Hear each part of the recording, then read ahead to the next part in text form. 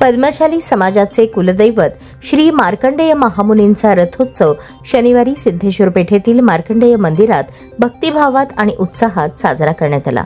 पहाटेपासून रात्री उशिरापर्यंत दर्शनासाठी भाविकांची मोठी गर्दी उसळली होती। पहाटे 4 वाजता धार्मिक विधींना सुरुवात झाली। महर्षी मार्कंडेय अभिषेक, महापूजा, आदित्य कोंगारी, चंडीयाग, नवग्रह पूजन, रणजित गड्डम, पुष्पा इप्पलपल्ली तसेच भृगु महर्षी अभिषेक महापूजा सिद्धेश्वर पुलगम यांच्या हस्ते पार पडल्या। मंदिरावर पद्मध्वजारोहण पद्मशाली ज्ञाती संस्थेचे अध्यक्ष सुरेश फलमारी यांच्या हस्ते करण्यात आले। यावेळी पद्मशाली पुरोहित संघमचे अध्यक्ष श्रीनिवास मॅडम, सचिव आत्माराम चिप्पा, मार्कंडेय मंदिराचे अर्चक राघवेंद्र आरकाल यांनी महत्त्वपूर्ण भूमिका बजावली। या दिवशी नुलू पुन्नमी सण साजरा करण्यात आला। नुलू म्हणजे सूत आणि पुन्नमी म्हणजे पौर्णिमा। पद्मशाली बांधव विणकर असल्याने या पौर्णिमेला सूत पूजन, कापसाच्या राख्या बांधणे आणि जानवे धारण करण्याची परंपरा आहे।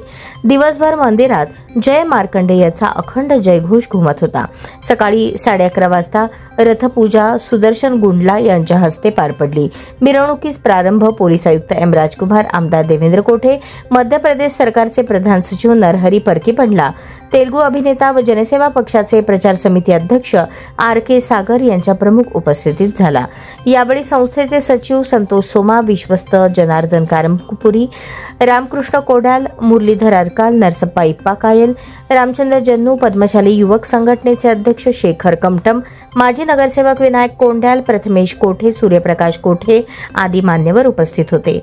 विजापूर वेस येथे रथाचे आगमन झाल्यानंतर छत्रपती शिवाजी मुस्लिम ब्रिगेडतर्फे सालाबाद प्रमाणे पुष्पवृष्टी करण्यात आली।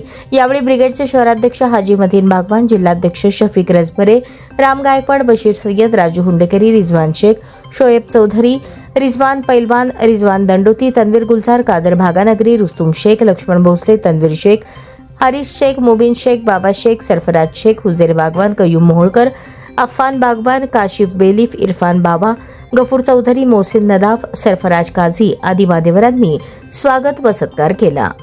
मी मनापासून शुभेच्छा देतो।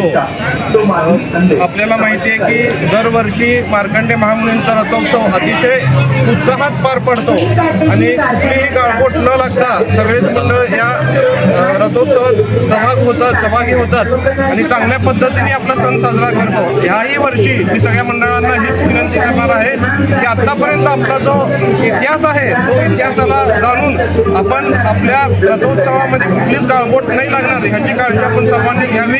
मी मार्कंडेय महामुनींच्या चरणी हीच प्रार्थना करतो की सर्वांच्या आयुष्यात सुख, समृद्धी, ऐश्वर हे वाढत जावं आणि ज्यांच्या जे काही इच्छा आकांक्षा असतील ते पूर्ण होत हीच मार्कंडेय चरणी प्रार्थना करतो।